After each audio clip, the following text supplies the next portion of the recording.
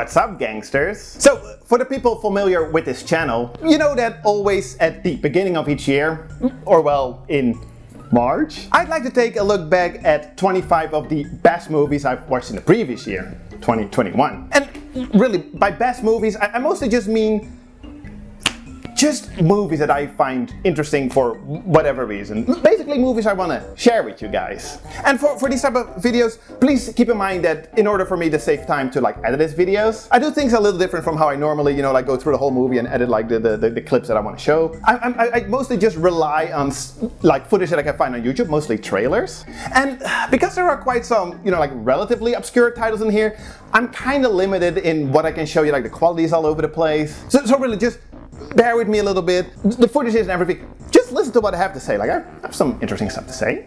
And then finally, what I actually have to say. For the movies that over the past year that I've reviewed on Letterboxd, I did rehash some of those reviews. Not because I'm lazy, I like to think, but really I went back through some of them and was like, hey, in my very humble opinion, they were not bad. So, without further ado, here's 25 movies from 10 different countries, spanning 6 decades and I always like to say a wide variety of genres, although admittedly I did mostly watch a bunch of just so bad they're good outside art movies, but still think I got a interesting selection, so let's go. And let's start with what could very well be considered the ultimate cult movie, The Astrologer. Not to be confused with the other The Astrologer from '75, which is also known as Suicide Cult. This one I consider to be the unholy grail of so bad it's good outsider art that I would never be able to see, as it was only available to the lucky few attending the handful of screenings it received. That is, until one day last year some mad lad just uploaded the whole thing to YouTube.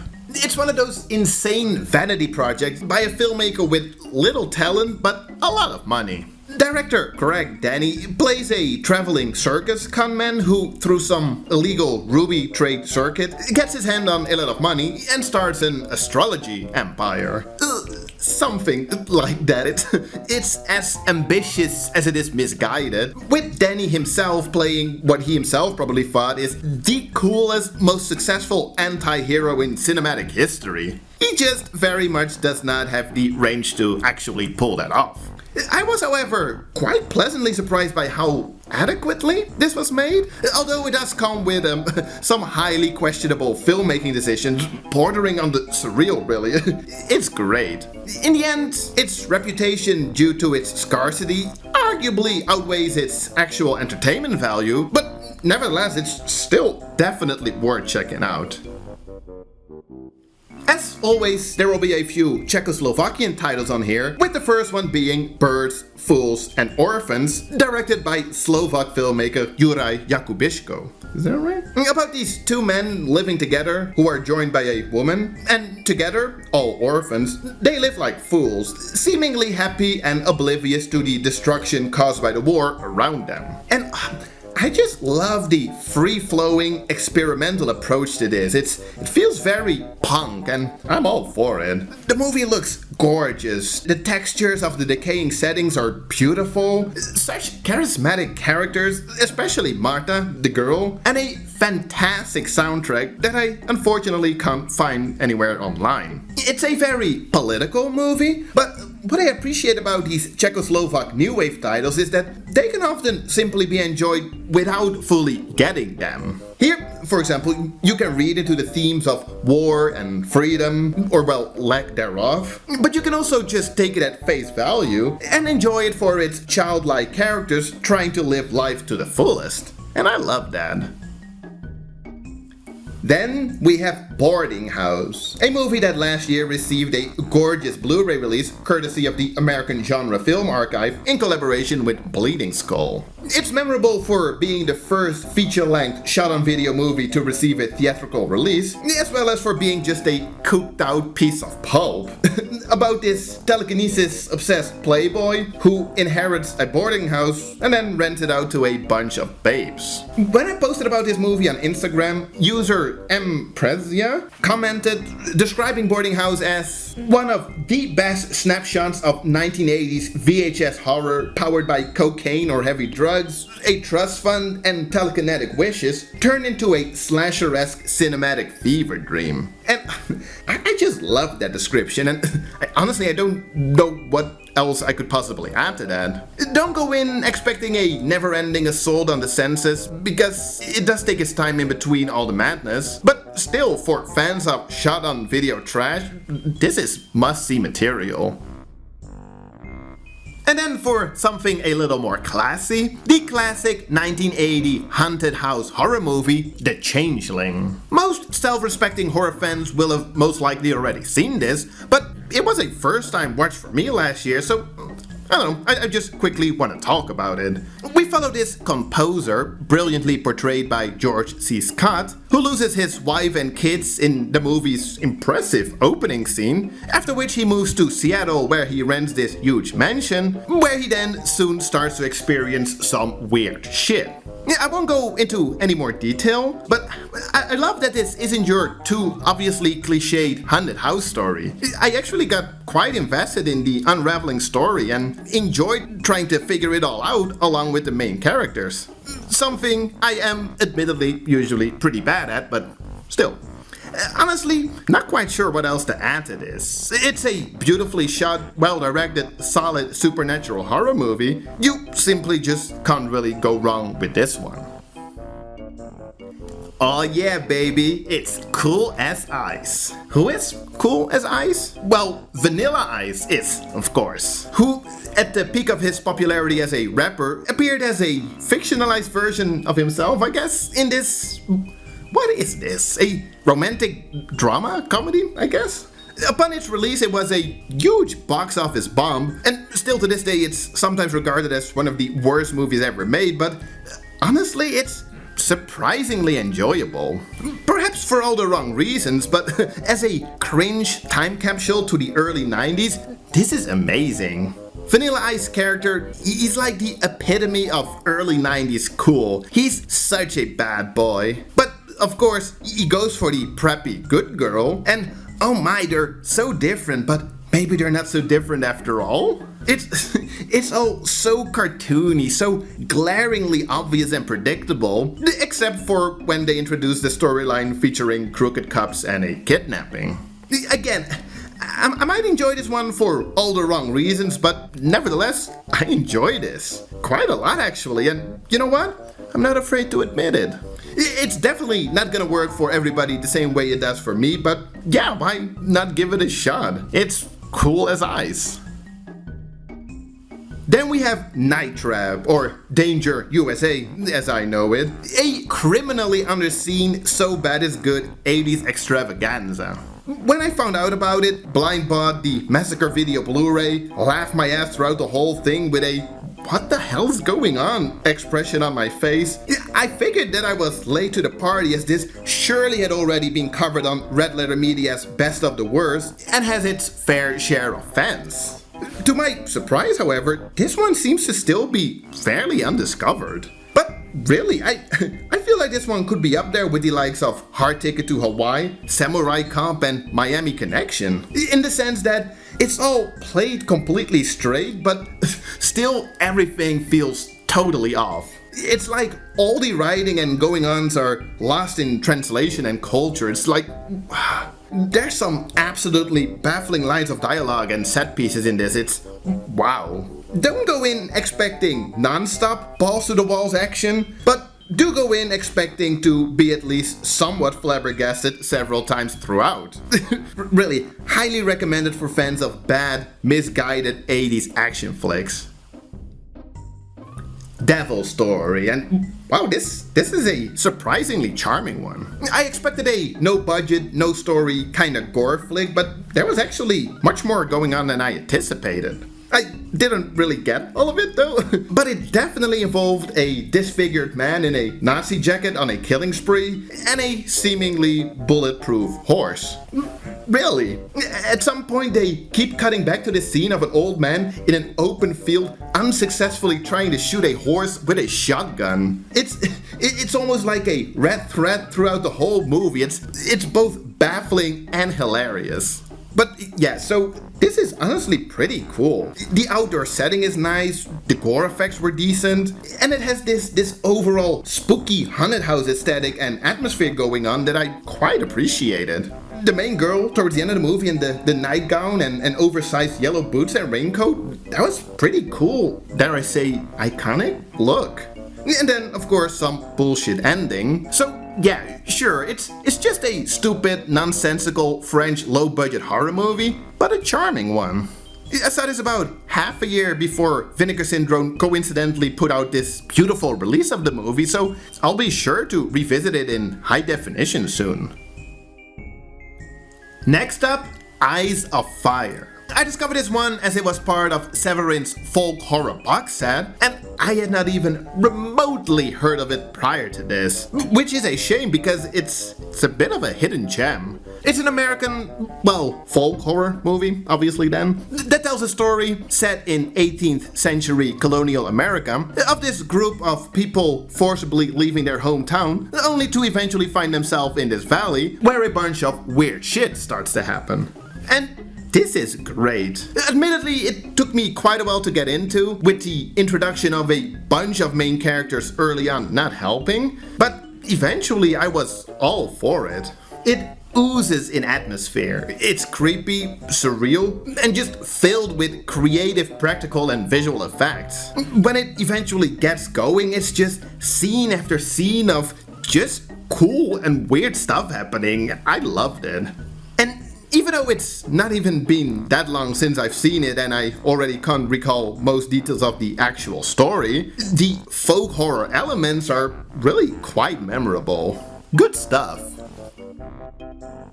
Then, perhaps my favorite discovery of 2021, Fight of Fury. And again, still a relatively undiscovered one, but really, if you ask me, this fascinatingly misguided vanity passion project has all the potential to become a new fan favorite among so bad it's good connoisseurs. At the center of this all, we have writer, director, producer, editor, and star Shuni B, a presumably Nepal-born American Bruce Lee enthusiast who, as it seems, one day decided to bring in his family, friends, and a bunch of amateur actors to create the greatest martial arts movie ever made.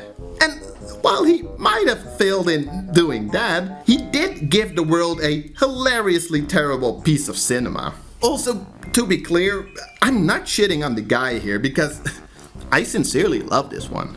It's your typical vanity project where Shuni B stars as this indestructible master of martial arts who preaches peace and honor, all the while mopping up the local sex trafficking bad guys.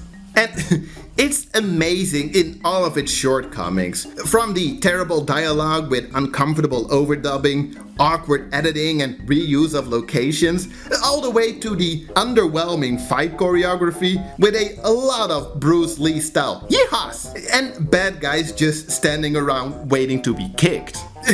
Really, if you're into these low budget, so bad they're good passion projects, this should be right up your alley. I've been trying to get a little more into horror anthologies recently, and one that I had an absolute blast with was From a Whisper to a Scream. It's no solidified classic, the likes of Creepshow or perhaps even Trick or Treat, but maybe that is exactly why it took me by surprise the way it did. We get a wraparound story featuring Vincent Price, so you can't really go wrong there, and then we're treated to 4 segments, all set in different time eras, all quite different stories, but all great and engaging. There are hints of dark comedy here and there, but overall they are mostly played straight, with all of them working their way to a rather satisfying climax, which each time is just a bunch of fun.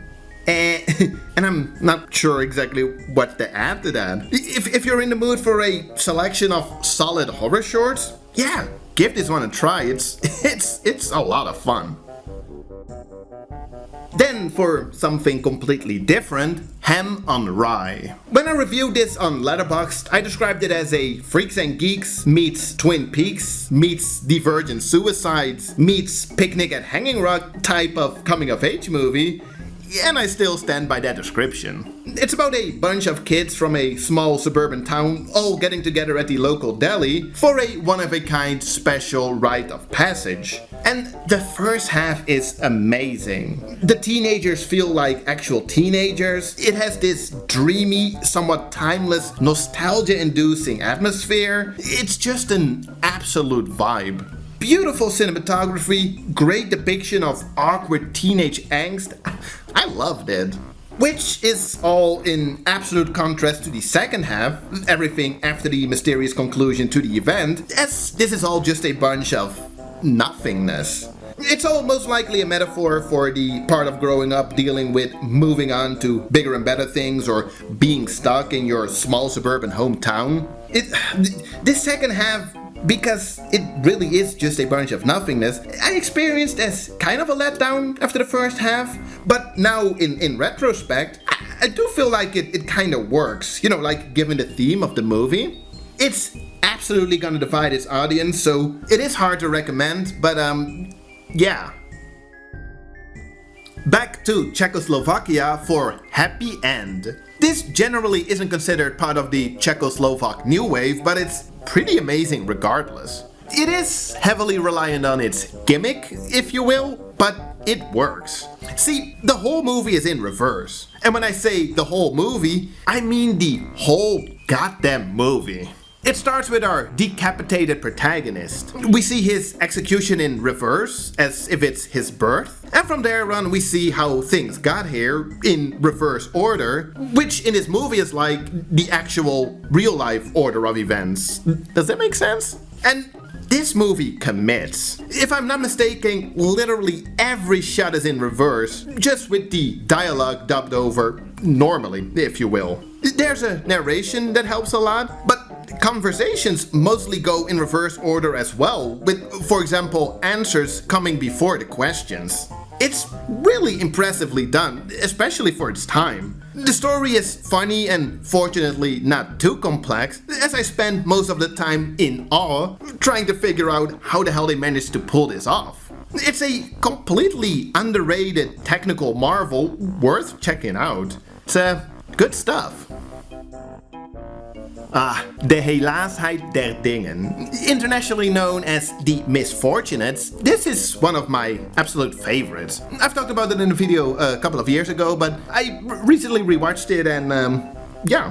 It's a coming-of-age comedy drama following 13-year-old Gunther, who is mostly just a victim of his own dysfunctional living situation. And his grandmother with his alcoholic father and 3 uncles, all social screw-ups, lowlifes if you will. The presentation is pretty episodic. We mostly get to see little stories, you know, like little snippets of Gunther's life, ranging from pretty funny to terribly sad. And all of this is intercut with present time, where we follow a grown-up Gunther, now dealing with adult shit.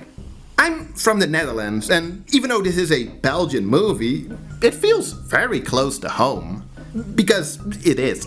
I love the Flemish or the Belgian Dutch dialect. It's just so thick in this movie that I kind of need to watch this with subtitles.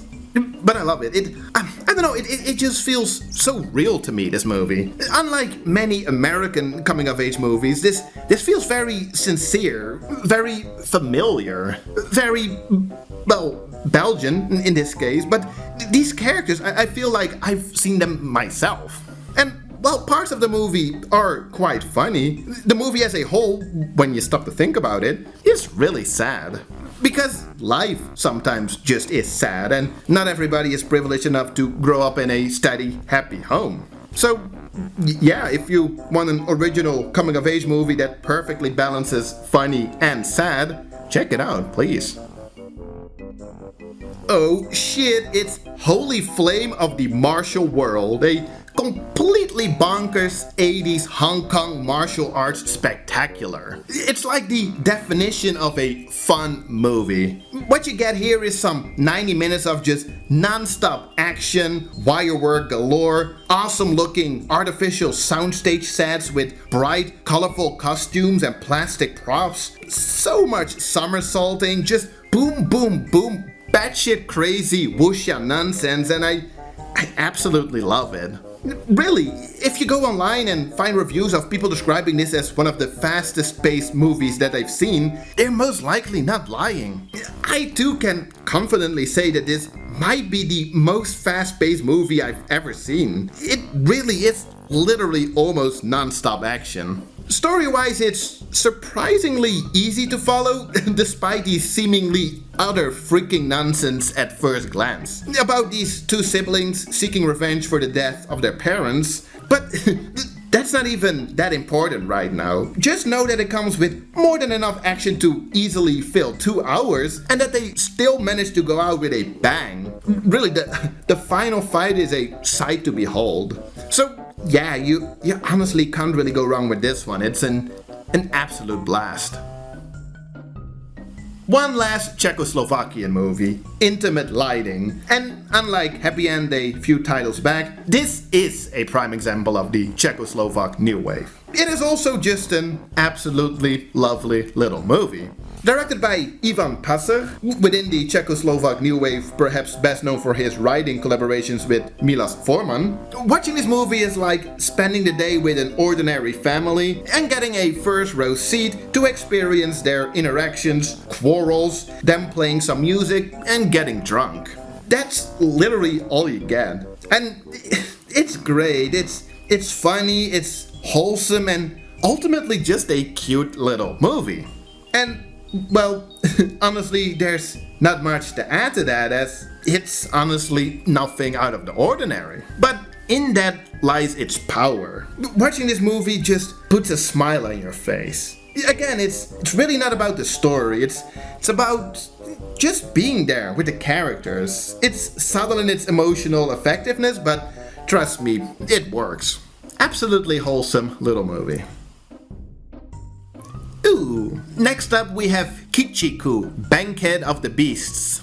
Is there a somewhat obscure Japanese movie that could be considered a piece of quite disturbing cinema. It just takes a good while before you get there, as it has a rather slow start. It follows a group of left-wing students, activists, all living together, awaiting their leader's release from prison. And while he's in prison, his wild card of a girlfriend is in control, and then after some complications, she starts ruling the group mostly through absolute chaos and brutal violence. The movie seems to have quite the political undertone, with it being set in the early 70s and focusing on these rather radical activists. But at the same time, the politics don't really seem to be playing a significant part in the story, which I was kinda happy about, as I'm rather uneducated when it comes to that particular piece of Japanese history. Or any piece of Japanese history for that matter. The first hour or so is really mostly just getting to know the characters and their relations and the inner workings of the gang, if you will. And it honestly really took me a while to get into, as really not that much happens. But then, for the last 45 minutes or so, it unexpectedly turns into a depraved, borderline surreal splatterfest. It's brutal, it's manic, it's, well, definitely worth sitting through the, dare I say it, kinda boring first half. It is quite low budget though, and rough around the edges. In fact, it was the director's graduation project, which is definitely something quite admirable. I do feel like I'd have to rewatch this in order for me to really have an informed opinion on it, but in the meantime, I did really want to share this with you guys, as I was quite pleasantly surprised by just how out there the last 45 minutes were. It's cool, crazy stuff.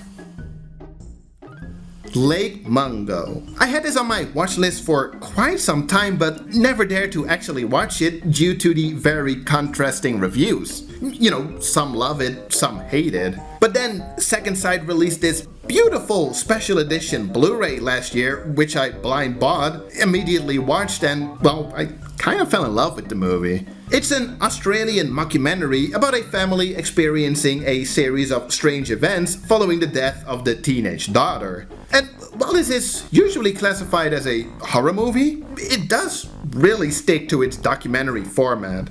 And that is perhaps what I love about this movie the most. It feels very authentic, very genuine, very real. Not just the acting and writing, but also, for example, the different cameras used for, you know, like when something is supposed to be a home video or a news report or establishment shots from the documentary crew or phone footage that they got their hands on. There's a lot of detail to the mockumentary aspect, something that's often overlooked, and I don't know, I very much appreciated that.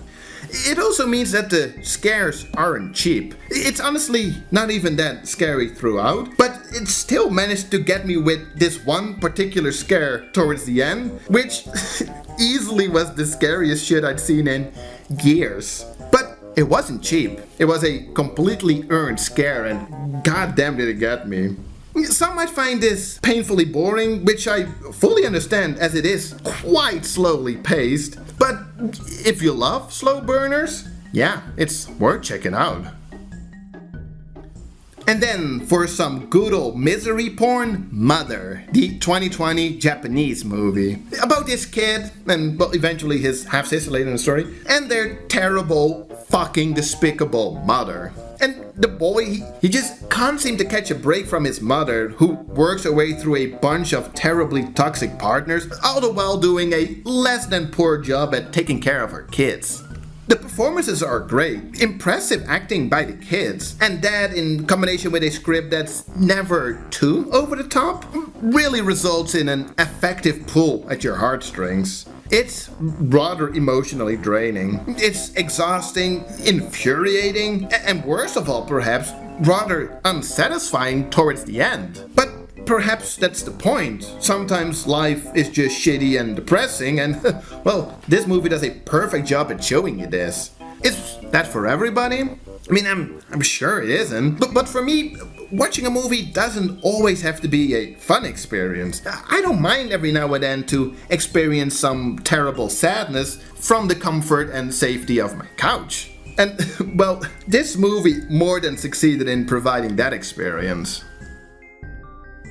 Last year, I was introduced to the chaotic mental world of independent filmmaker Damon Packard. I've seen a handful of his movies now, but started things out with his magnum opus, Reflections of Evil. And this movie is absolutely bonkers. I'm still not quite sure how I'd prepare anyone for this piece of work, as it completely blew me away in terms of defying cinema as we know it. It feels like an extremely angry, anarchistic movie with no straight storyline. And don't get me wrong, I'm not trying to oversell anything here, but if anything, it's about Bobby, played by Packard himself, an overweight watch salesman that seems to just be getting into pointless screaming arguments with about everybody he runs into on the streets. But at the same time, that's not at all what this is about. It's very obviously a take on numerous themes like consumerism, pop culture, and Hollywood, life in LA, themes you'll find in many of Packard's work. It's just, I'm still not quite sure what exactly he's trying to tell, but it is quite obvious that he's very disgruntled about stuff. In way of presentation, he pulls the medium inside out, breaks all the conventional rules of filmmaking, making this quite the endurance test that really tested my patience. And really, I applaud anyone that sits through the full 140 minutes. The insane, grotesque audio design, the weird, random, cheap-looking visual effects. The whole thing very much has this cinema verite feel. For me, it was very hard to tell where the script ends and the improv candid camera stuff starts.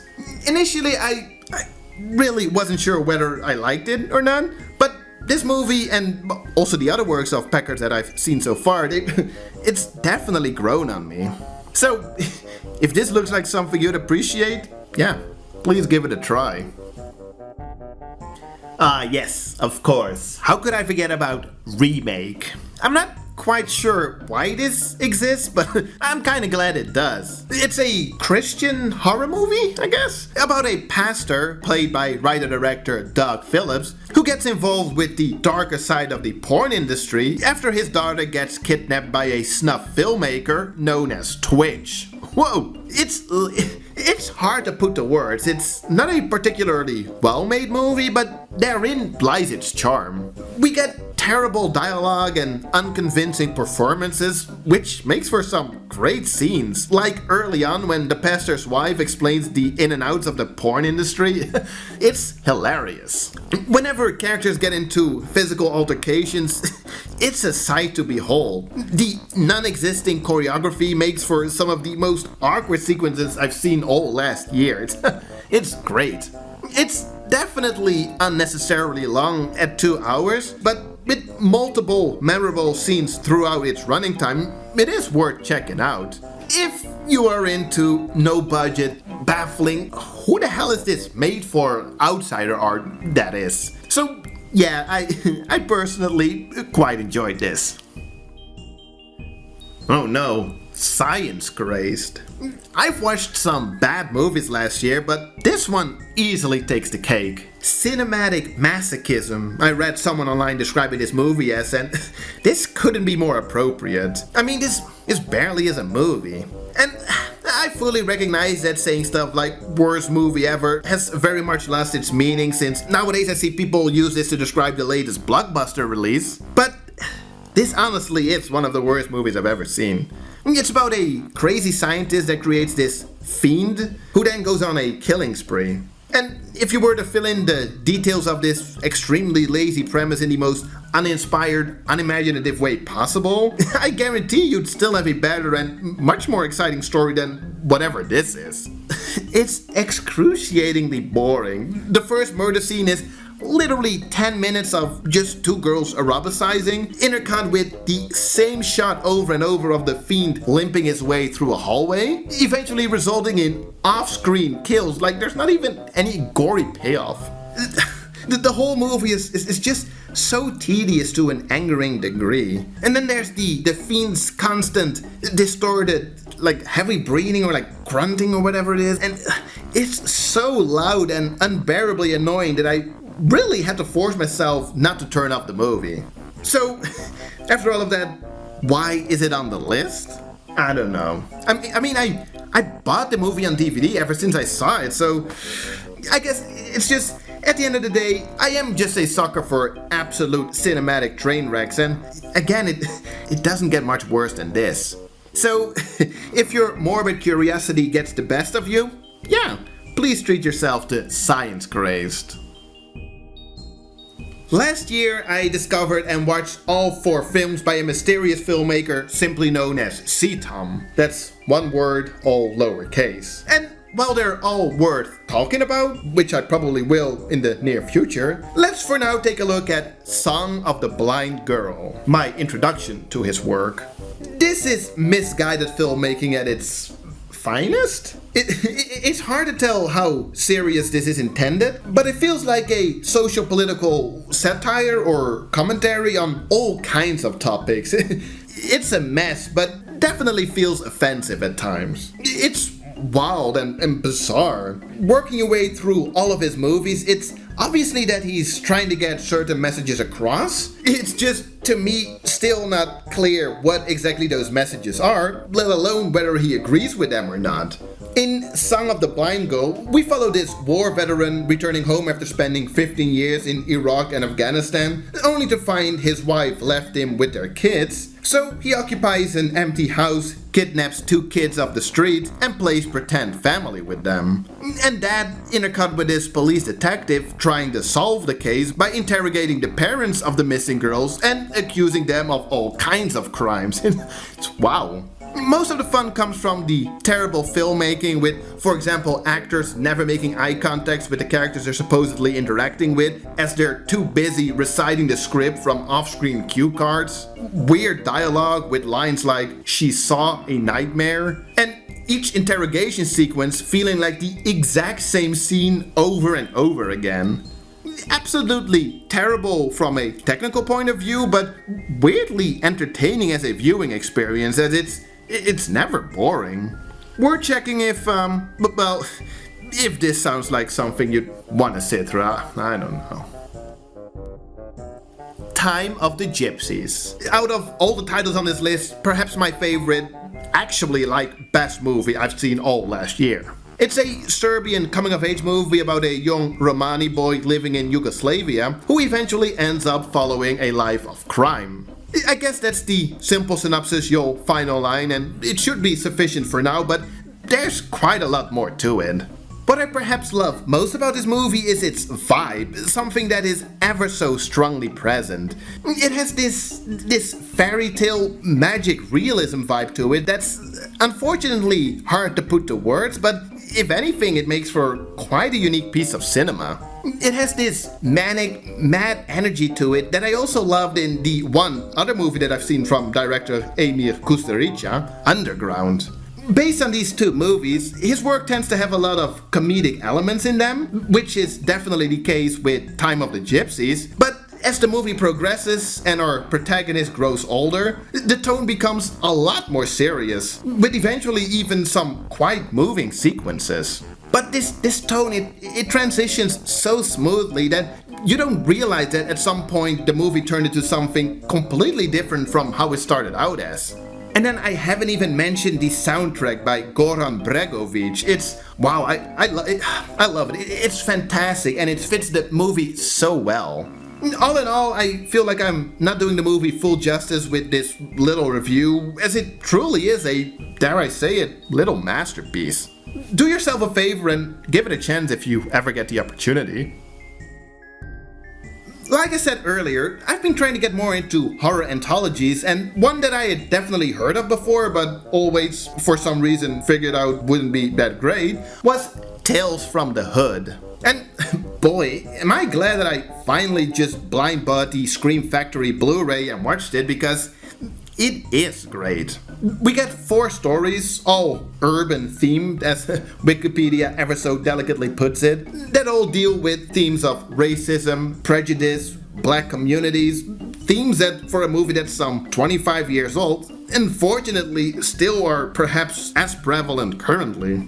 Sometimes described as a horror comedy, and while I guess there are some hints of black comedy here and there, due to its themes and subject matter, it does feel rather straight and serious. The second story, which deals with domestic abuse, there's absolutely nothing funny about that. Although, granted, it does come with a rather fun, satisfying ending. Most of them do, actually. I mean, there's just not much more satisfying than seeing terrible people getting what they deserve. So, yeah, I feel pretty stupid for having always written this one off as, oh, it's probably just some silly horror movie. As in actuality, it's kind of a certified 90s horror classic. So, if you haven't yet, do yourself a favor and check it out. It's solid stuff. And what a way to end the list with Wicked World, the spiritual successor to perhaps my favorite So Bad It's Good movie, the 1989 absolute disaster piece, Things. Wicked World is written and directed by Barry J. Gillis, writer and star of Things, and it's a complete mess that has to be seen to be believed. What we get here is the simple premise of a middle-aged man killing people, told by that same man in the mental hospital. And then we follow this crooked cop, played by Gillis himself, who has a history with the aforementioned serial killer. And then all of that, sprinkled with a bunch of pseudo-intellectual commentary, giving off strong "we live in a society" vibes.